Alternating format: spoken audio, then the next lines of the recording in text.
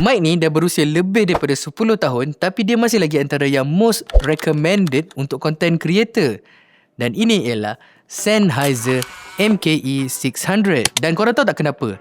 Okay, macam ni. Sebenarnya kalau korang perasan, contoh macam iklan TV ataupun filem, selalunya bunyi suara tu very familiar kan?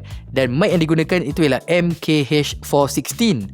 Cuma masalah dengan mic tu, harga dia lebih daripada RM4,000, kadang-kadang RM5,000.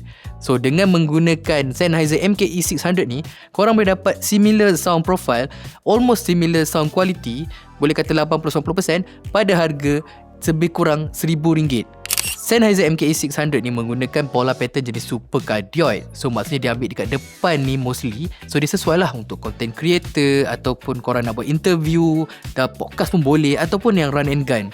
Memang sesuai. Dan seterusnya kelebihan MKE 600 ialah dia mempunyai dua jenis input, di mana korang boleh menggunakan XLR Phantom Power, ataupun kalau nak lebih flexibility boleh menggunakan bateri. Inilah kelebihan dia berbanding mikrofon-mikrofon yang high quality yang lain. So bagi saya itulah sebab kenapa MKE 600 ni still one of the best microphone for content creator. Apa pendapat korang pula? Ada tak yang nak beli mikrofon ni?